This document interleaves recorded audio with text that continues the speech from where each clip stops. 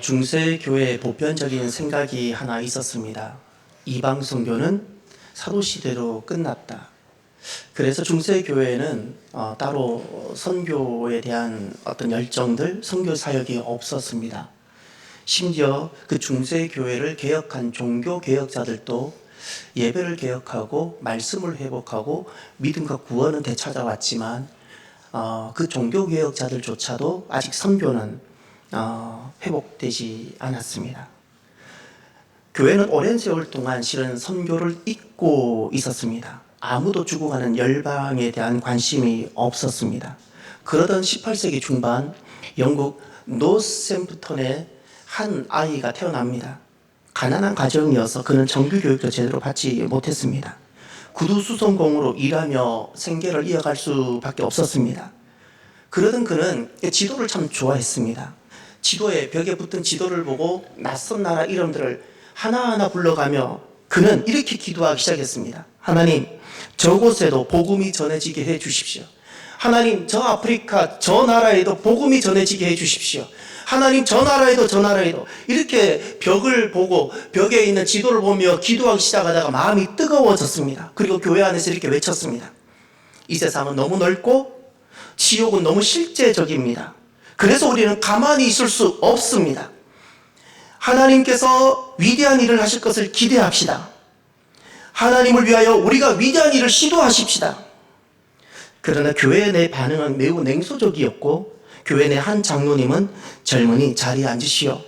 하나님이 이방인을 구원하시려면 그분께서 스스로 하실 것이요 라고 했습니다. 그럼에도 불구하고 그는 선교를 결단하고 영국 내에 침례교 해외 선교를 설립하고 당시 그 누구도 시도하지 않았던 인도 선교를 시도합니다. 32살 되던 그의 가족을 데리고 자녀를 데리고 아무도 가지 않던 사업으로는 가지만 여행으로는 가지만 선교의 목적으로 아무도 가지 않던 그 인도를 향해 출발을 합니다. 정작 인도에 도착해서 그가 맞이하는 선교의 삶이란 매일 반복되는 고난, 매일 반복되는 사건의 연속이었습니다. 날마다 포기를 생각해야 할 만큼 많은 일들이 일어났습니다. 정부의 선교 지원 금지령 때문에 합법적인 선교 사역을 할 수가 없게 됩니다. 가난을 겪어야 했고 질병이 찾아왔고 아들이 선교 현장에서 죽고 아내는 정신적 고통을 겪게 됩니다. 심지어 함께 출발했던 동역자는 중간에 포기하고 돌아가 버리고 말았습니다. 사역의 열매라도 많으면 위로도 받을 수 있는데 7년 동안 겨우 한 가정이 한 사람이 돌아왔습니다. 그럼에도 불구하고 그는 영국으로 돌아가지 않습니다. 아무것도 늘 고난으로 다가오는 이 선교 현장에 그는 결국 남습니다. 그리고 인도 벵골 지역 세람푸르에 정착하고 그리고 그곳에 그는 묵묵하게 학교를 세웁니다. 그리고 당시 유럽 선교사들은 항상 현지 사람들 영어를 배우게 하고 영어를 가르쳐서 언어 수단으로 썼는데 그는 처음으로 현지어를 배우기 시작합니다. 그리고 35개 언어로 성경을 번역합니다. 인도 땅에 복음이 서서히 퍼져나가기 시작합니다. 어느 날 그가 세상을 떠나게 됩니다. 인도에는 그가 떠난 후에 수백 개의 교회가 세워졌습니다. 곳곳에 학교가 세워졌습니다. 수많은 언어로 성경이 번역되었고 사람들이 성경을 읽기 시작했습니다. 그의 이름이 잠자던 선교,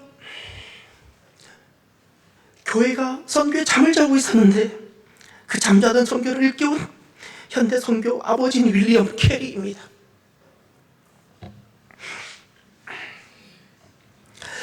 그는 자신을 다른 번도 위대한 선교사로 여겨본 적이 없습니다. 그는 마지막에 자기 자신에 대해서 이렇게 설명을 합니다. 나는 단지 꾸준히 계속 할 수 있었을 뿐입니다. 이것이 내가 한 전부입니다. 내가 한 전부는 대단하고 위대한 것이 아니라 너무 힘든 순간이 있었고 포기하고 싶은 수많은 유혹이 있었는데 그때 멈추지 않고 꾸준히 그저 계속한 것뿐이었다는 겁니다. 그의 인생 좌우명은 인내였습니다. 오늘 본문은 사명을 마친 영광스러운 한 사람이 남겨진 사람에게 이제 새롭게 시작하는 이에게 진심 어린 당부의 말이 나오는 말씀입니다.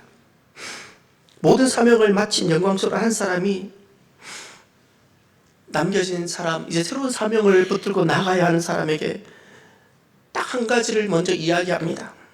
나는 한 가지만 생각합니다. 나는 한 가지만 생각합니다. 그것이 바로 하나님과 예수 그리스도입니다. 이것입니다. 1절을 보면 하나님 앞과 살아있는 자와 죽은 자를 심판하실 그리스도 예수 앞에서 그가 나타나실 것과 그의 나라를 두고 엄히 명하노니 그는 이제 노사도이고 잠시 후면 주님께 돌아갑니다. 사역의 경험도 많고 인생의 노하우도 생겼습니다. 그런데 그는 경험과 노하우의 기초에서 지금 말하지 않습니다. 그는 지금도 생각합니다. 경험을 생각하지 않습니다. 쌓이고 쌓이는 지식을 생각하지 않습니다. 인간적인 감정으로도 서 있지 않습니다. 지금도 그는 한 가지만 생각합니다. 한 분 하나님, 그리고 영원한 왕이고 주이신 예수 그리스도. 하나님의 크심을 생각합니다. 그분이 얼마나 위대하신지를 지금도 생각합니다. 하나님의 신실하심, 하나님 하시는 모든 일이 얼마나 선하고 아름다우신지를 생각합니다. 그리고 하나님의 약속을 생각합니다. 위대하신 하나님께서 거듭되는 고난과 사건이 가득한 이 자리에 있어도 결국 위대한 일을 하실 거라는 그 하나님의 약속을 생각합니다. 사명의 삶이란 많은 일을, 엄청난 일을 하는 것이 아닙니다. 나를 부르신 하나님의 부르심을 잊지 않는 겁니다. 사명의 삶이란 마지막까지 하나님의 부르심 앞에 나 자신을 세우는 것입니다. 사명의 삶이란 다시 오실 주님께서 부르신 그 자리에서 기다림에 맞이하는 것이며, 사명의 삶이란 이 땅에서 하나님 나라, 그 땅을 사모하는 것입니다.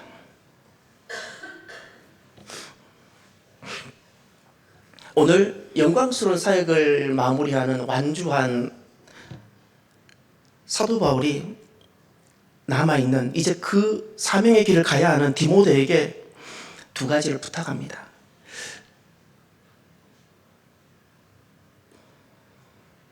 개인적인 감정 정도가 아니라 하나님의 나라와 하나님 편에 서서 엄하게, 그리고 너무나도 분명하게 말씀합니다.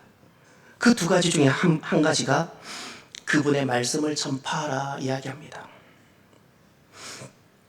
잘 살아라, 행복해라, 번성하기를 바란다, 이것이 아닙니다. 반드시 하나님 그리고 예수 그리스도, 그분의 말씀을 꼭 전파하라. 2절에 보면 너는 말씀을 전파하라. 때를 얻든지 못 얻든지 항상 힘쓰라. 범사에 오래 참음과 가르침으로 경책하며 경계하며 권하라. 말씀을 전파하라 말씀합니다. 사람은 무엇인가의 기초에서 살아갑니다.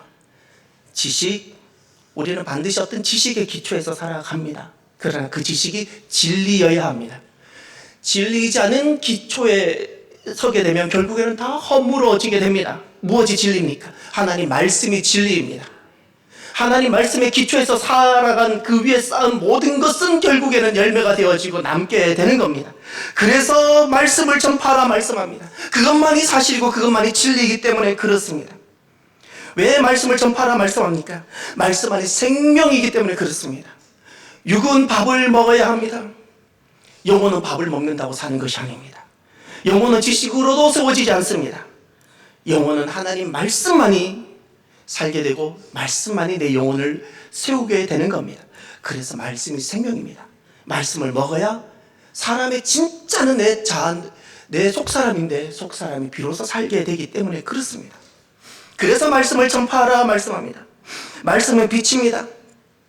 언제 사람은 끊임없이 찾아오는 밀물처럼 다가오는 이 두려움, 질병의 두려움, 사고의 두려움, 실패의 두려움, 모든 두려움에서부터 자유하게 하고 해방시킬까요?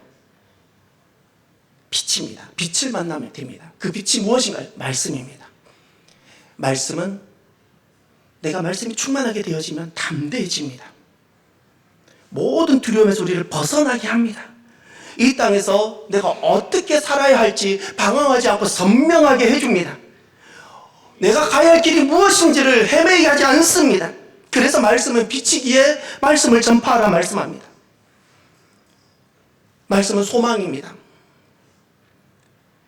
이 땅에 찾아오는 그 모진 고난을 결국 무엇이 이기게 할까요? 성품일까요? 맷집일까요? 그렇지 않습니다. 하나님 나라 그 소망만이, 하나님 나라 소망만이 이 땅에서 살아가면서 우리가 겪게 되는 그 많은 눈물과 아픔과 고난을 견디고 이기게 합니다. 말씀이 소망입니다. 그래서 말씀을 전하라, 말씀을 전파하라 합니다. 사명은 엄청난 많은 프로젝트라는 것이 아니라 하나님의 말씀, 그분의 말씀을 선포하고 그분의 말씀을 나에게 선포하고 너에게 선포하고 이 땅에 선포하는 것이 사명입니다. 때를 얻든지 못 얻든지라고 말씀합니다. 이것은 중요성을 말하기 이전에 더 중요한 것이 하나 있습니다. 어떤 상황에도 사명, 말씀을 전파하는 이 사명 흔들리지 말라는 겁니다. 우리가 인생이 있기 때문에 흔들릴 수 있습니다. 만약에 흔들려서 멈추게 되면 멈추고 나서도 살아갈 수는 있지만 영광스러운 삶은 종료가 됩니다. 우리가 오늘 읽었던 9절, 8절 이후에 하나님은 새로운 한 장면을 보여주고 있는데 그 장면을 제가 잠깐 읽어드리겠습니다. 9절부터 보면 이런 말씀이 나옵니다. 너는 어서 속히 내게로 오라. 데마는 이 세상을 사랑하여 나를 버리고 데살로니가로 갔고 그레스게는 갈라디아로 디도는 달마디아로 갔고 누가만 나와 함께 있느니라. 놀랍게도 오늘 이 말씀 이후에 나오는 것은 떠나간 사람, 주님께 부름받았지만 사명을 완주하지 못하고 중간에 포기한 사람들의 이름이 등장합니다. 그들은 포기한 이후에도 삶을 살았습니다. 밥을 먹고 살았습니다. 그러나 그들에게 결코 다시 잊지 않은 것이 한 장면이 있습니다. 영광스러운 완주입니다. 영광스러운 사명의 마침은 없습니다. 사랑하는 성도 여러분, 오늘 사도 바울은 아들 디모데에게 두 번째 부탁을 합니다. 그것은 그분이 맡기신 직무를 다하라 말씀합니다. 5절에 보면 그러나 너는 모든 일에 신중하여 고난을 받으며 전도자의 일을 하며 내 직무를 다하라. 내 직무를 다하라. 이 직무라는 단어가 헬라어로 디아코니아입니다. 섬김이란 단어, 또 집사라는 단어로 번역할 수 있습니다. 여기서 말하는 집사라는 것은 오늘날 현대교회에서 말하는 집사만이 아니라 우리가 오늘날 세우는 장로님, 권사님, 모든 집사들이 다 포함된 단어입니다. 그런데 이 디아코니아는 단순히 섬김과 직분이란 단어만이 있는 것이 아닙니다. 사도행전 20장 24절에 내가 달려갈 길과 주 예수께 받은 사명, 곧 하나님의 은혜 복음을 증언하는 일에 마치려면 나의 생명조차 조금 또 귀한 것으로 여기지 아니하노라. 그때 주 예수께 받은 사명, 그 단어가 디아코니아입니다. 오늘 본문에는 그것을 직분으로, 직무로 번역했고 사도행전 20장에서는 사명으로 번역했습니다. 그 직무라는 것이 사명이기 때문에 그렇습니다. 그런데 그 직무, 곧 사명을 다하는데 한 가지 조건이 있었습니다. 너는 모든 일에 신중하여 고난을 받으며 고난 받으라 말씀합니다. 사명을 다하는데 직무를 마치는 데 있어서 고난을 받으라 말합니다. 마치 이런 겁니다. 이제 결혼하는 가정, 내 사랑하는 자녀들에게 이제 결혼해서 그 사명을 살아가는데 너는 고난을 받으며 결혼하라. 너는 고난 받으며 가정생활하라. 이 말과 똑같은 겁니다. 굉장히 당혹스러운 말씀입니다. 왜 그렇게 말씀하셨는가? 사명의 위기시대가 올 거라고 주님 말씀하셨습니다. 더 이상 사람들이 하나님의 뜻, 하나님의 말씀으로 살지 아니하고 내 생각, 내 계획으로 살게 되는 시대가 올 거라고 말씀하셨습니다. 오늘 보면 3절과 4절에 이렇게 말씀합니다. 때가 이르리니 사람이 바른 교훈을 받지 아니하며 귀가 가려워서 자기 사욕을 따를 스승을 많이 두고 또 그 귀를 진리에서 돌이켜 허탄한 이야기를 따르리라. 때가 이를 거라고 말씀하셨습니다. 사명으로 살아가지 아니하고 사명이 무너지는 위기의 시대가 올 거라고 말씀하셨습니다.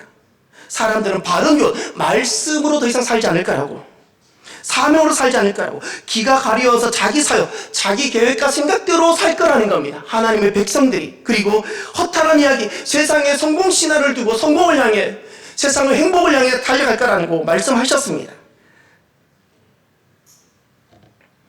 하나님의 뜻으로 사는 데서 자기 계획으로 사는 시대가 올 거라고 말씀하셨습니다. 그래서 사명을 완주하는 데는 피할 수 없는 동반자가 있습니다. 그것이 바로 고난입니다. 우리는 살아가면서 우리는 어떤 선택을 하고 결정을 하나님 앞에 하게 될 텐데, 내가 어떤 선택을 하고 내가 어떤 결정을 하고 내가 어떤 선택하고 결정하는데 그 기준이 고난의 크기가 되어서는 안 됩니다. 사명은 고난이 동반자라 말씀했습니다.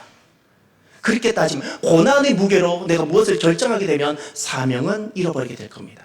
어머니는 자녀를 양육하는 데 있어서 고난의 크기로 결정하지 않습니다.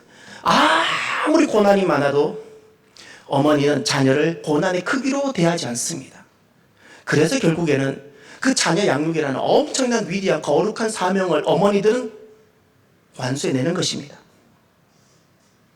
사명을 완주하는 데 결정적으로 중요한 것은 능력이 아닙니다. 경험이 아닙니다. 인내입니다. 고린도전서 13장에 보면 사랑에 대해서 말씀하고 있는데, 사랑의 시작은 오래 참음입니다. 오래 참음으로 시작하고 사랑의 마지막이 무엇일까요? 모든 것을 참으며 모든 것을 바라며 모든 것을 견디느니라. 인내로 끝납니다. 사랑은 인내로 시작하고 사랑은 인내로 끝납니다. 어머니들은 인내로 시작하고 어머니들은 결국 인내로 마무리합니다. 그래서 자녀들이 그 속에서 살게 되는 겁니다. 사랑하는 성도 여러분, 완주해냅시다. 완주할 수 있는 사람이 됩시다. 우리가 열심히 하는 것보다 더 중요한 것이 있습니다. 너무 열심히 하지 않으셔도 됩니다. 내가 감당할 수 있는 만큼을 하십시오. 늘 하나님만 생각하십시다. 그리고 내가 감당할 수 있는 만큼만 하십시다. 그리고 중요한 건 완주합시다. 때로는 잘 못할지라도, 좀 부족할지라도 결국에는 내게 주신 이 길을 완주해내는, 완주하는 성도들이 되시길 바랍니다. 마라톤을 하는 분에게 물어봤습니다. 42.19km를 일반 사람들이 뛴다면 무엇이 가장 중요합니까? 제가 직접 물어봤습니다. 그랬더니 페이스, 오버페이스를 하지 말아야 된답니다. 지금 분명히 그 어떤 사람이 나보다 앞서 뛰어간다고 내가 지금 얼마든지 그를 따라갈 수 있지만, 그렇게 따라가면 30km를 못 넘긴답니다. 반드시 다 무너지고 퍼지고 한 발자국도 가지 못하게 된답니다. 지금 내가 얼마든지 더 뛰어갈 수 있지만 완주하기 위해서 내 페이스를 유지하는 것이 결정적으로 중요하다고 말합니다. 결국 항속입니다. 항속할 수 있어야 됩니다. 끝으로 사명을 완주한 자의 영광스러운 고백이 오늘 본문에 등장합니다. 사랑하는 성도 여러분, 사명을 완주한 자의 영광스러운 사도 바울의 고백을 보면 한 가지를 알 수 있습니다. 사명의 목표가 무엇일까요? 왜 우리가 사명의 삶을 완주해야 될까요? 사명의 목표는 성장이나 성숙이 아닙니다. 자기 완성이 아닙니다. 하나님의 영광에 이르는 봉헌입니다. 6절을 보십시오. 6절부터 사명을 완주한 자의 영광스러운 고백인데, 이 6절부터 8절까지가 저와 여러분의 고백이 결국 되시기를 바랍니다. 6절을 다 함께 볼까요? 전제와 같이 내가 벌써 부어지고 나의 떠날 시각이 가까웠도다. 아멘. 전제라는 단어와 부어지라는 단어가 같은 헬라어입니다. 하나는 명사로 쓰였고 하나는 동사로 쓰여졌습니다. 이 말은 내가 지금 하나님께 드려지도록 내가 준비되어졌다는 뜻입니다. 내가 부어지도록 나는 준비되었습니다, 이런 뜻입니다. 준비되었다, 하나님께 드리도록, 이게 봉헌입니다. 나를 드리는 겁니다. 내가 완성되어지고 내가 더 성장하고 성숙하는 것이 사명의 목표가 아닙니다. 내가 오늘도 주님 앞에 내가 드려지고 내가 드려지면 내가 오늘 또 준비가 되어지고, 아침마다 나는 또 하나님께 드리기를 준비하고 결국에 주님 앞에 완전히 내가 전제가 되어지고 드려지는 것이 사명의 목표입니다. 하나님의 영광에 이르는 봉헌이 사명의 목표입니다. 그리고 사명에는 고난이 동반자이어서 고된 사명이 가득하지만 완주한 자의 평안이 가득하게 됩니다. 7절을 보십시오. 저는 이 7절을 너무너무 사모합니다. 나는 선한 싸움을 싸우고 나의 달려갈 길을 마치고 믿음을 지켰으니. 사명에는 고난이 동반됩니다. 항상 고난입니다. 윌리엄 캐리는 단 하루도 쉬운 날이 없었을 겁니다. 사도 바울도 윌리엄 캐리도 사명을 완주했을 때 그들이 누리게 되는 그 평안을 보십니까? 이 7절에 평안이 가득한 것이 보입니까? 나는 선한 싸움을 싸웠습니다. 그렇게 많이 매도 맞아보고 돌에 맞아 죽을 뻔도 하고 배를 타고 가다가 물에 빠져 죽을 뻔도 하고 동족들에게 40에 하는 감한 매를 5번이나 맞고 태장으로도 맞고, 아마 우리는 한두 번만 경험해도 하면 우리는 이 길에서 당장 포기하고 떠날지도 모르는데, 그 많은 고됨과 고난이 있었지만 나는 이 선한 싸움을 싸웠습니다. 그리고 주님께서 내게 부탁하신 길을 나는 마쳤습니다. 그리고 믿음을 지켰습니다. 사랑하는 성도 여러분, 저와 여러분들도 주님 앞에 이 고백을 할 수 있기를 바랍니다. 고난이 있지만 하나님 머무르지 아니하고 싸우며 나는 버티었습니다. 인내했습니다. 죽을 만큼 힘들었을 때도 나는 버텨보았습니다. 그리고 주님께서 내게 맡겨주신 길 나는 이제 마칩니다. 그리고 주님께서 내게 부탁하신 말씀과 믿음을 하나님 저는 지켜냈습니다. 돈을 지켜내는 자가 되지 마시고요, 말씀과 내게 주신 믿음, 그 생명을 지켜내는 자가 되시기를 바랍니다. 이것이 참 복된 겁니다. 사랑하는 성도 여러분, 오늘은 참 영광스러운 주일입니다. 오전에는 주님께서 맡기신 사명과 직분을 마친 분을 우리가 맞이하게 되고, 오후에는 주님께서 부르셔서 직분을 받아 시작하는 분들을 우리가 맞이하는 날입니다. 저와 여러분이 영광스러운 사명의 삶을 살아가기를 바랍니다. 하나님께서 주시는 교회의 직분은 매우 영광스럽고 고귀한 것입니다. 오늘 직분을 받는 분들은 위대하신 하나님께서 위대한 일을 시도하실 거라는 사실을 확신하고 하나님을 위하여 위대한 일을 시도하는 사명의 사람이 되시길 바랍니다. 꼭 인내하셔서 시작할 때부터 은퇴를 준비하시길 바랍니다. 꼭 영광스러운 사명을 완주하는 자가 되시길 바랍니다. 오늘 받은 직분을 마치는 장로님, 그리고 이 자리에 있는 우리 모두들 사명을 완주하는 영광스러운 사명자가 되셔서 하나님 나라의 소망이, 하나님 나라의 기쁨이, 하나님 나라의 충만함이 가득하게 되시기를 주의 이름으로 축원합니다.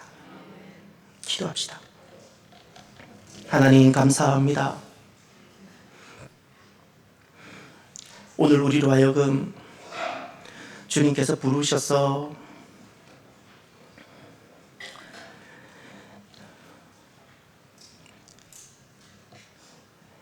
사명의 길을 걷게 하시니 너무나도 감사합니다. 부르신 사명의 길을 완주해내는 우리 모두가 되게 하시며, 완주한 이에게 주님께서 크고 큰 은혜를 더하여 주옵소서. 감사하며 예수님 이름으로 기도드립니다. 아멘.